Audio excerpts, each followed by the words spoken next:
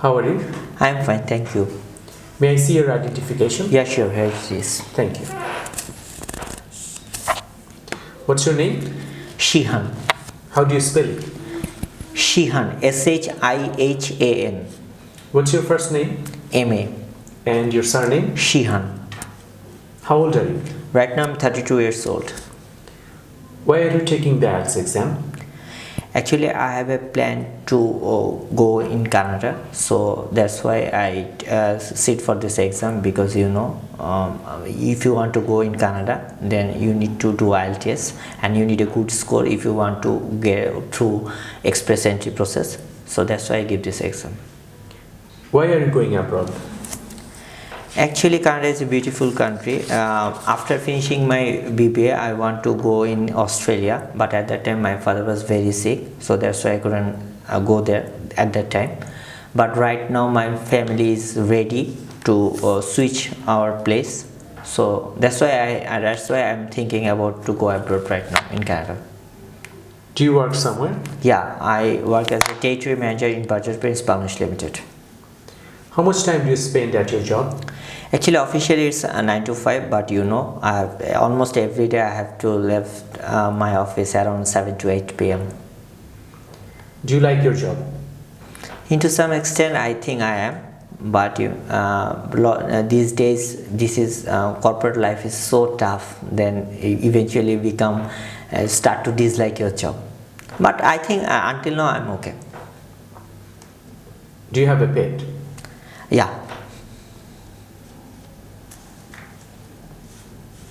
How many people are there in your family? Can you tell me about your family? Yeah, sure. I and my wife, with my son and my mother, stay with me. I don't have any brothers and sisters, and my father died in 2011. Can you tell me about your friends?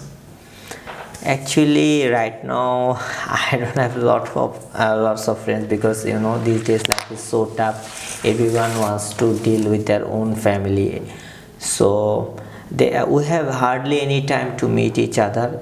Through Facebook we talk each other, but through face to face we don't have that time. And apart from that, we stay we don't stay together in a sense.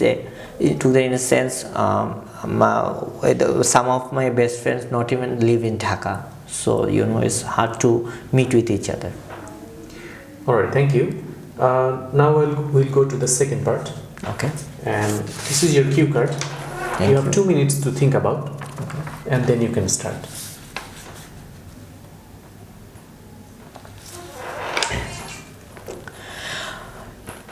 During my IELTS preparation exam, I used to watch a hard talk show in BBC. I usually watch this show because I want to improve my listening standard. When I start to watch this show, first of all, initially I don't understand even a word, but eventually after 1.5 months I start to understand the way they are talking about their about their English standard, about their culture, or what sort of way they are usually like to express themselves. For my understanding, when you watch this show initially, I thought, how can I improve myself where I don't even understand not a single word. But then I start to planning how can I improve myself. First of all, what I did is I start to find out the reason behind my lack of ability to understand what they're saying. First thing comes to our mind is the topic they are discussing about, because if they're talking about if they're talking about astronomy, I don't have any idea to this topic, so obviously it's difficult for me to understand this. So I start to watch those shows which where the topic is beyond what topic is around my understanding. So then I realized that my understanding level is much more better gradually. And apart from that, because I have no other option but to get a good score in IELTS, so I have a passion to increase my listening ability by hook or by crook.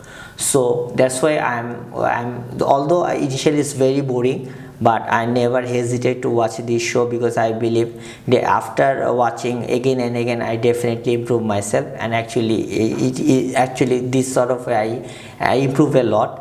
And apart from that, I believe if you have a passion, if you wants to do something wholeheartedly, then you will succeed eventually. All right.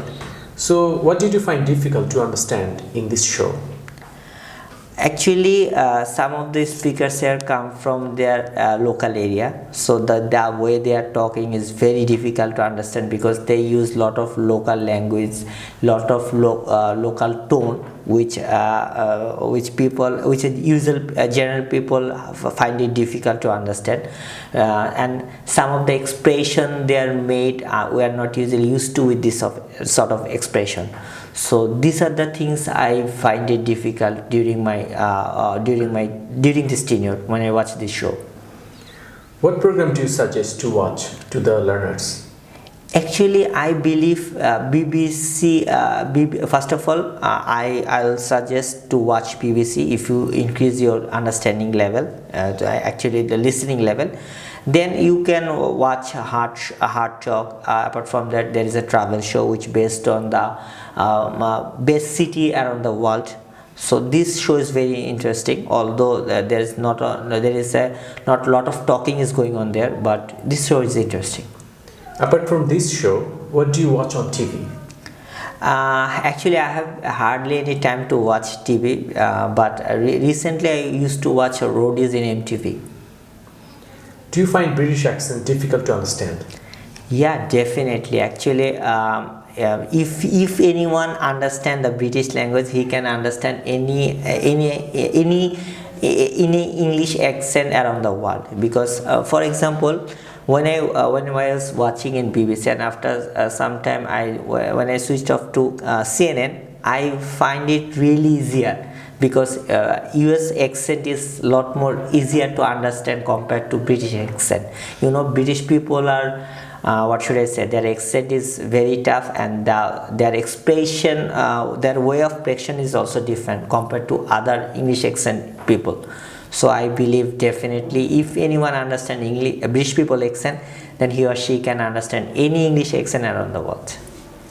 Do you think watching talk show can help students to learn English?